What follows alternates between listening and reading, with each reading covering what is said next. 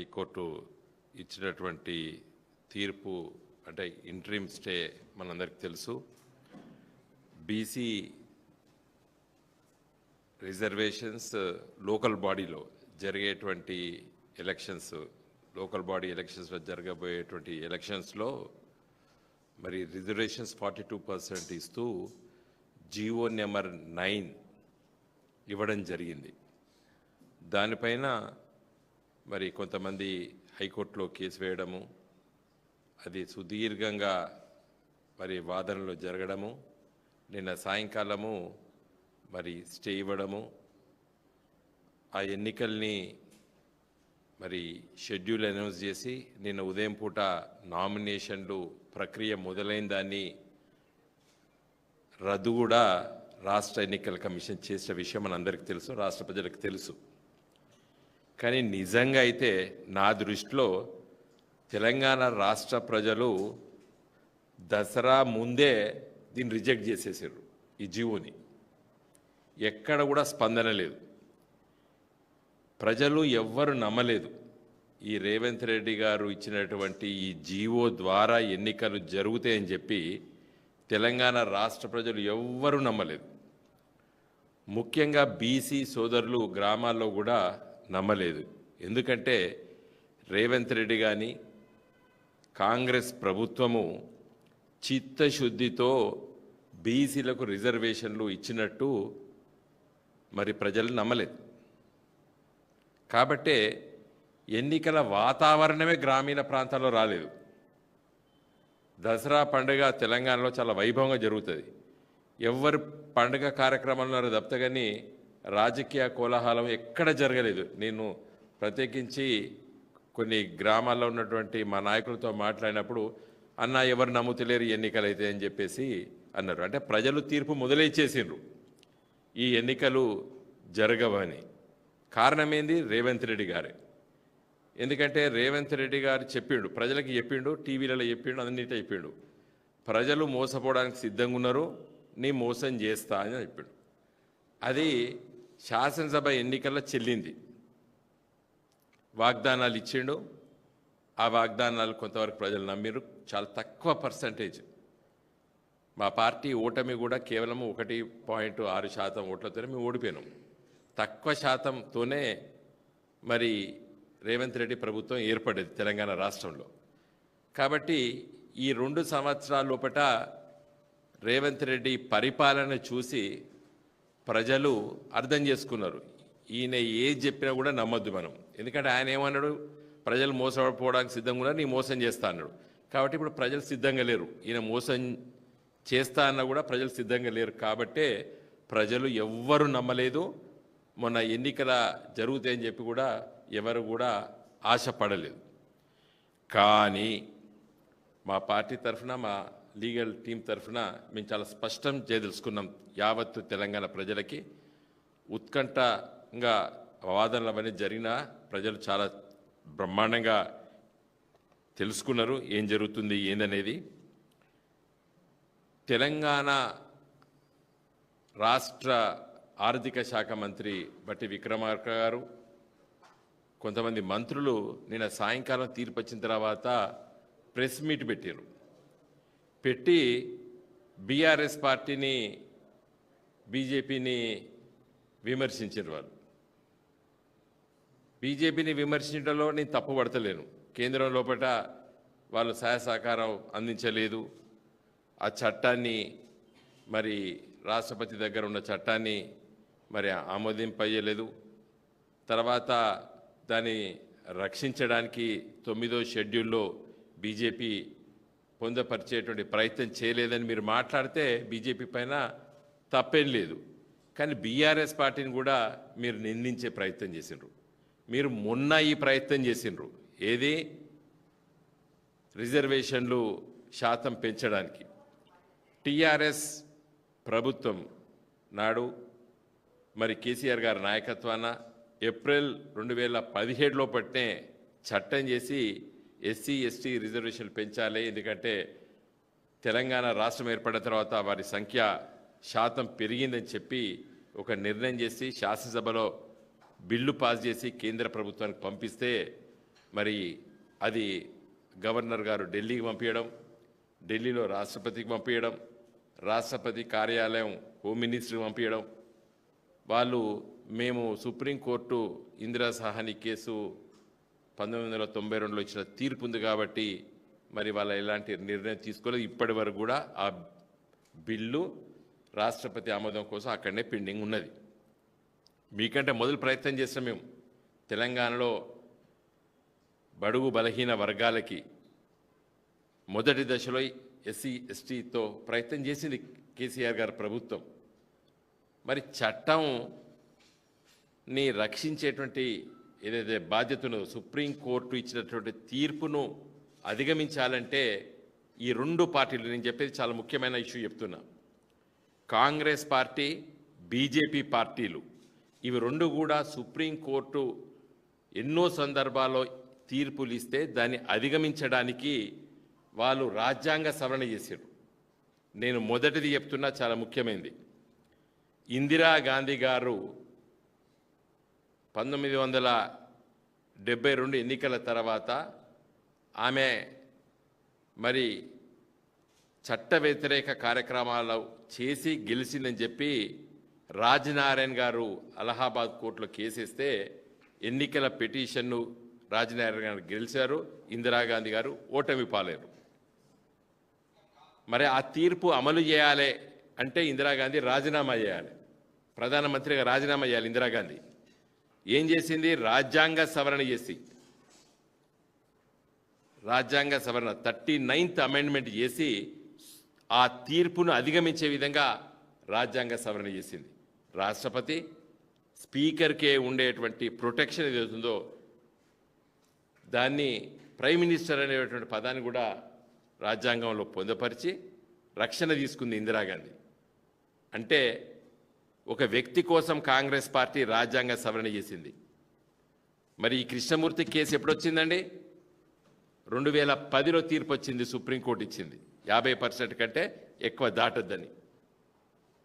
మరి మీది అప్పుడు కాంగ్రెస్ ప్రభుత్వమే కదా, సోనియమ్మనే కదా పరిపాలిస్తుంది, మన్మోహన్ సింగ్ గారి ప్రధానమంత్రిగా.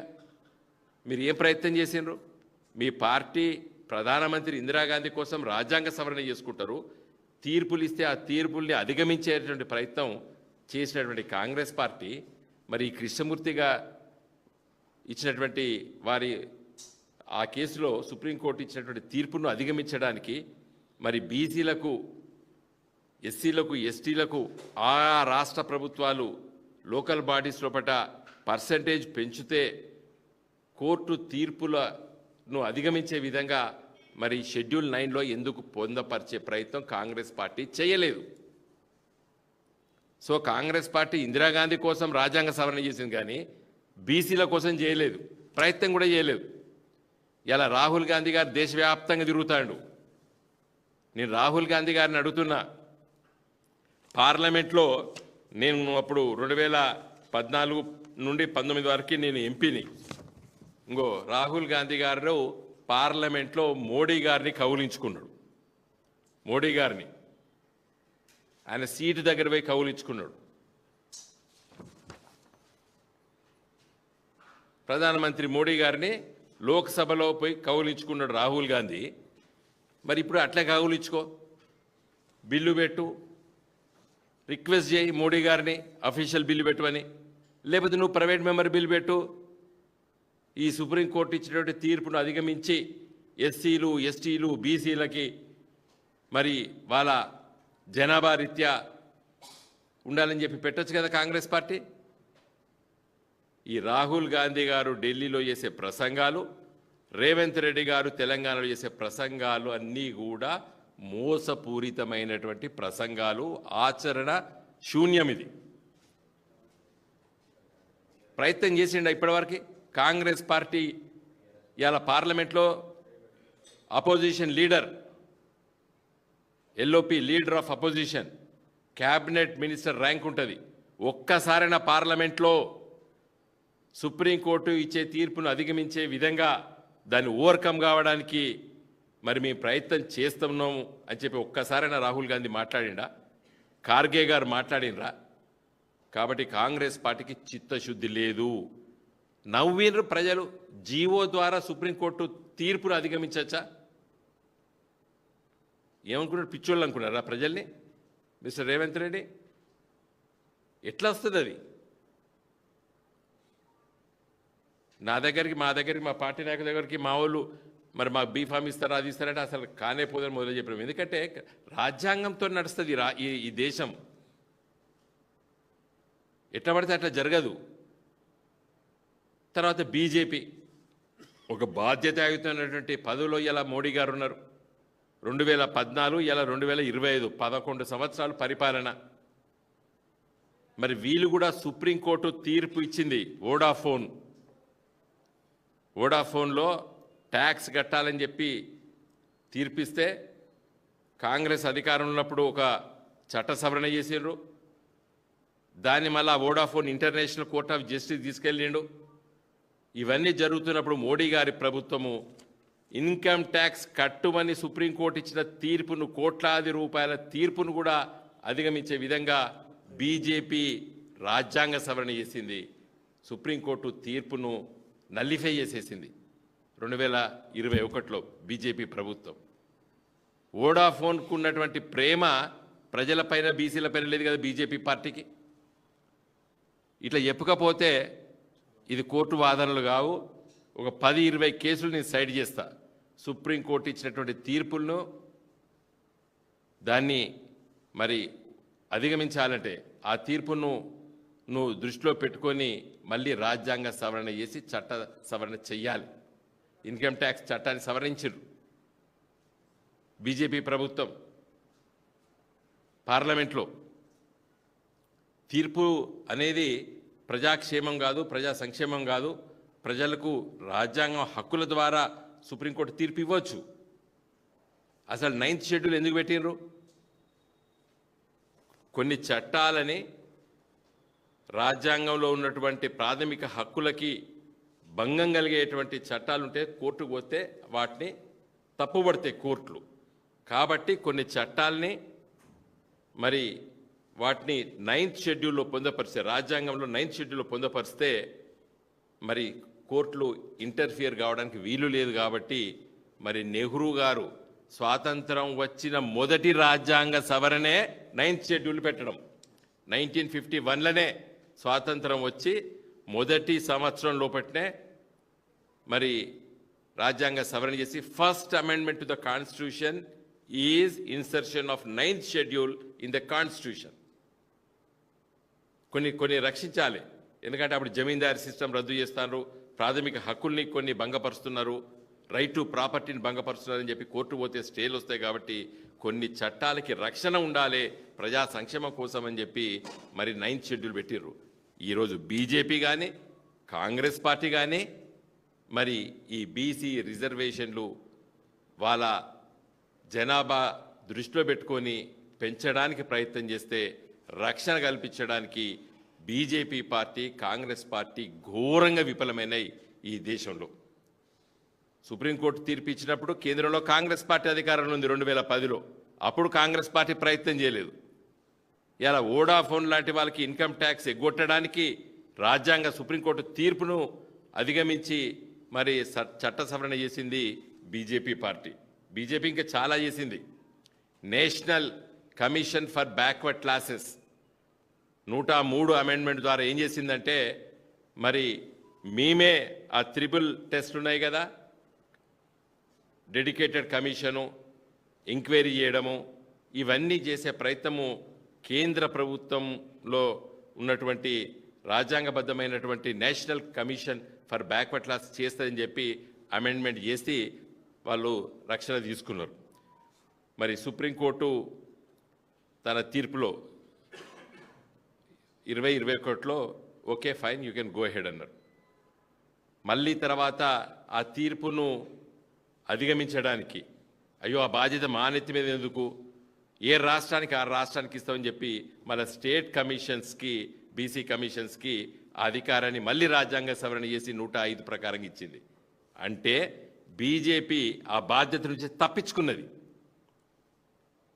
ఏది ఎన్యూమరేషను, బీసీల ఎన్యూమరేషను, వాళ్ళ లెక్కలన్నీ ఉన్నాయి కదా, ట్రిపుల్ టెస్ట్, ఎంపిరికల్ డేటా, తర్వాత వాళ్ళ ప్రపోర్షన్ ఎంత, వీటన్నిటిపైన ఆ డెడికేటెడ్ కమిషను ఆ ఎంపిరికల్ డేటా తీసుకోవడం బాధ్యత మాకెందుకని తప్పించుకున్నది బీజేపీ పార్టీ రాజ్యాంగ సవరణ చేసి. సుప్రీంకోర్టు తీర్పు ఉన్నప్పటికీ సుప్రీంకోర్టు ఏం చెప్పింది? National Commission for backward classes చేయాలని చెప్పి సుప్రీంకోర్టు చెప్తే రాజ్యాంగ సవరణ చేసి దాన్ని అధిగమించి మళ్ళీ రాష్ట్రాలకు ఇచ్చింది. నేను తప్పుపడతలేను రాష్ట్రాలకు ఇవ్వడాన్ని, కానీ మీకు అవసరం ఉన్నప్పుడు సుప్రీంకోర్టు తీర్పుల్ని నల్లిఫై చేస్తున్నారు. మీకు ఇది అవసరం లేదనిపిస్తుంది. మెజారిటీ ప్రజలు, బీసీలు, ఎస్సీలు, ఎస్టీలు, ఈ దేశంలో ఉన్నటువంటి బడుగు బలహీన పేద వర్గాల సంక్షేమం కోసం మరి అడ్డొచ్చేటువంటి సుప్రీంకోర్టు తీర్పుల్ని అధిగమించడానికి రాజ్యాంగ సవరణ కాంగ్రెస్ పార్టీ చేయలేదు, బీజేపీ పార్టీ చేయలేదు. ఏమనంటే మా మీద దాడి చేస్తారు. ఈయనమాట మేమట పోయి ఇక్కడ ఇంప్లీడ్ కావాలట. పొన్నం ప్రభాకరును ఆయన చెప్తాడు, బట్టి విక్రమార్కర్ మీరు పోయి డ్రామాలు చేసినారు. నిన్న హైకోర్టులో కోర్టు హాలు పోయి మంత్రులు పోయి ఆడ కూర్చొని ఫోటోలు వీడియోలు చేసి యావత్తు తెలంగాణ ప్రజలకు ఏదో మీ పెద్దది గొప్పగా చేస్తున్నారని చెప్పి డ్రామాలు చేశారు. మాది డ్రామా కంపెనీ కాదు. మాది టీఆర్ఎస్ పార్టీ 2017లో పట్టే మేము దీనిపైన కొట్లాడినాం. దాదాపు 8 ఏండ్ల కిందనే మీరు ఇట్లా కొట్లాడినరు, మేము రాజ్యాంగబద్ధంగా కొట్లాడినాం. ప్రధానమంత్రి మోడీ గారి దగ్గరికి కేసీఆర్ గారు వెళ్ళినరు.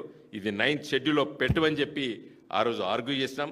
రాజ్యాంగంలో ఎక్కడ కూడా 50% సీలింగ్ లేదు అని చెప్పి మొదటిసారి మోడీ గారిని నిలదీసినటువంటి వ్యక్తి కేసీఆర్ గారు. మేమే ప్రత్యక్ష సాక్షులం. ఈరోజు మీ దగ్గర కూడా ఉన్నారు కొందరు మా పార్టీలకు వెళ్ళి వేణువులు. అడగండి, కేసీఆర్ గారు కాన్స్టిట్యూషన్లో ఎక్కడున్నది 50% సీలింగ్ ఎక్కడున్నది రాజ్యాంగంలో అని చెప్పి కూడా ప్రధానమంత్రి మోడీ గారిని నిలదీసినారు ప్రైమ్ మినిస్టర్స్ ఆఫీస్లో. మేం ప్రత్యక్ష సాక్షులం. సుప్రీంకోర్టు పేరు చెప్పి ఇలా తప్పించుకునే వాళ్ళు కాంగ్రెస్ పార్టీ, బీజేపీ పార్టీ. కాబట్టి నిన్న సుప్రీంకోర్టులో కూడా ఒక పిటిషన్ వేసిండ్రు కొంతమంది, ఇక్కడ హైకోర్టులో కేసిండ్రు. సరే, వాళ్ళు వ్యక్తులుగా వేసుకున్నారు, అది వేరే విషయం. కానీ ఇలా బాధ్యత ఎవరిపైన ఉన్నది? రాష్ట్ర ప్రభుత్వం పైన ఉన్నది. చిత్తశుద్ధి ఉన్నట్టయితే మిస్టర్ రేవంత్ రెడ్డి ప్రధానమంత్రి దగ్గర ఉన్నాడు. 2 బీజేపీ మంత్రులు ఉన్నారు కదా ఇక్కడ మన రాష్ట్రంలో. 9th షెడ్యూల్లో దీన్ని పొందపరచమని చెప్పి లెట్ us ఫైట్. మేము ముందుంటాం. నిన్న నీలాగా హైకోర్టుకు వచ్చి డ్రామా చేయడానికి మేము ముందుంటాం. మేము చిత్తశుద్ధితో ఉన్నటువంటి వాళ్ళము, రాజ్యాంగం పట్ల, చట్టాల పట్ల విలువ ఉన్నాం కాబట్టి మేము చెప్పినాం. కాబట్టి దయచేసి ఈ డ్రామాలు ఇవన్నీ వేస్ట్. ప్రజలు ఎవ్వడు కూడా నమ్మలేదు. మొన్నని దసరా పండుగప్పుడే చూసినా ఎవ్వడు కూడా ఎన్నికలు ఇవంతా మోసం చేస్తాడు రేవంత్ రెడ్డి అని చెప్పి యావత్తు తెలంగాణ ప్రజలు మొన్ననే రిజెక్ట్ చేసిండ్రు. ఎన్నికలు జరగవని నిన్న హైకోర్టు రిజెక్ట్ చేసింది. జై తెలంగాణ.